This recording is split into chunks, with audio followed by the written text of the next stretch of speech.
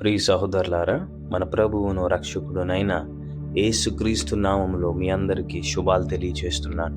మనము ఇవాళటి ర్యాప్సోడీ of realities యొక్క అంశాన్ని కలిసి ధ్యానించుకుందాం.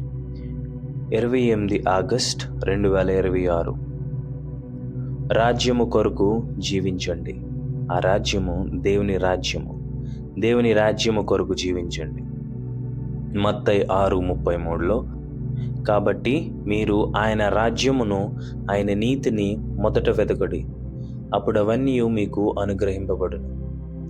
జీవితంలో మీరు దేని కొరకు జీవిస్తున్నారన్నదే మీరు ఎలా జీవిస్తున్నారో నిర్ణయిస్తున్నది.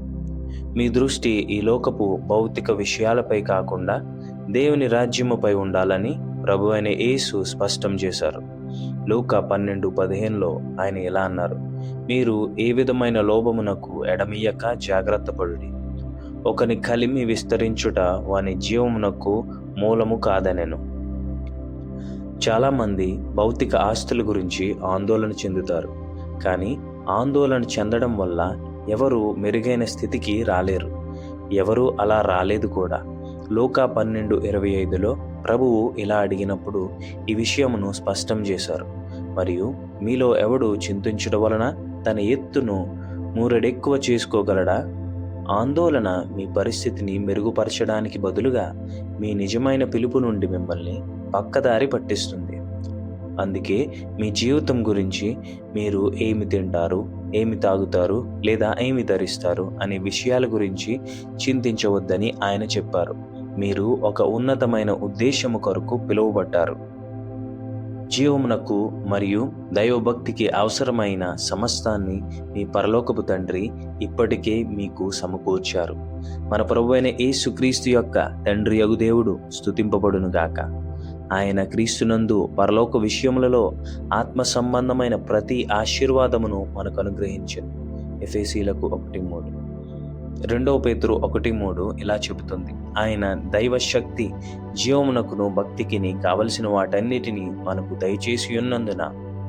1 కొరింథీయులకు 3:21 ఇలా చెబుతుంది: సమస్తము మీవే అని. తత్ఫలితంగా జీవితంలో మీ ప్రాధాన్యత ఏమిటో ఆయన మీకు తెలియజేస్తున్నారు.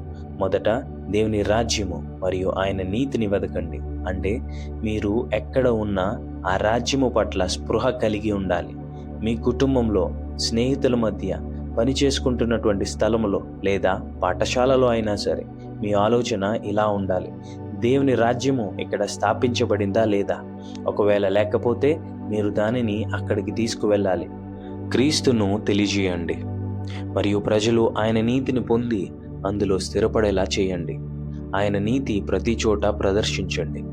ఇలా చేయడం వల్ల మనుషులు కోరుకునేది కాకుండా దేవుడు కోరుకునే దానిని వెతకడము ఇమిడి ఉన్నది. ప్రజల మధ్య సమస్యలను పరిష్కరించేటప్పుడు కూడా ఎవరు సరైన వారు లేదా ఎవరు తప్పు అనే దాని కొరకు మీరు చూడకూడదు. మీరు దేవుని నీతిని స్థాపించడాన్నే మీరు చూడాలి. మీరు దేవుని నీతిని స్థాపించాలి. అనేకులు తమ స్వంత మార్గాలను, తమ సొంత సంతృప్తిని వెతుక్కోవడం వలన జీవితంలో పోరాడుతూ నిరాశ చెందుతారు. కానీ నిజమైన సంతృప్తి దేవుని రాజ్యమును వెతకడం ద్వారా మరియు ఆయన నీతిని వ్యక్తపరచడం ద్వారా వస్తున్నది. దేవుని రాజ్యము కొరకు జీవించడం అంటే అదే. Praise the Lord. హల్లెలూయా. ప్రియమైన సహోదరులారా, మీరు ఈ వాక్యాన్ని విన్నారు కదా. అయితే మీరు కూడా మీ జీవితాల్లో అనేకుల జీవితాలను కట్టేవారుగా, అనేకుల జీవితాలను ప్రభువు కొరకు స్థిరపరిచేవారుగా, దాని ద్వారా దేవుని రాజ్యాన్ని స్థిరపరిచేవారుగా మీరుంటారని నేను ప్రార్థిస్తున్నాను. ప్రియమైన సహోదరులారా, నాతో కలిసి ప్రార్థించండి. ప్రార్థన. ప్రియమైన తండ్రి, చింత మరియు ఆందోళనకు అతీతంగా జీవించడము నాకు నేర్పినందుకు మీకు కృతజ్ఞతలు. నా హృదయము మీ రాజ్యముపై నిమగ్నమై ఉన్నది మరియు నేను ప్రతి చోట మీ నీతిని వ్యక్తపరుస్తున్నాను.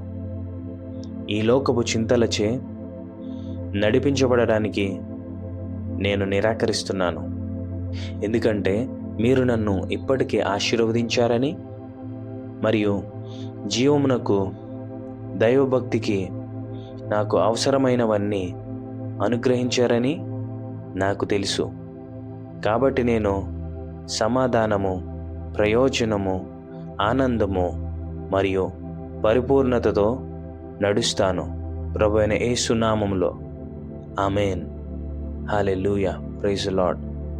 వింటున్నటువంటి ప్రతి ఒక్కరికి ప్రభువు నామములో కృతజ్ఞతలు తెలియజేస్తున్నాను. ఆ దేవాది దేవుడు మీ జీవితంలో అనేక అద్భుతాలు, ఆశ్చర్య కార్యాలతో మీ జీవితాన్ని ముందుకు పై స్థాయికి నడిపించునుగాక.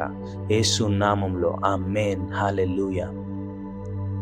మరింత అధ్యయనానికి మత్తయి 6:31 నుండి 33, లూకా 12:22 నుండి 31 వచనాలు.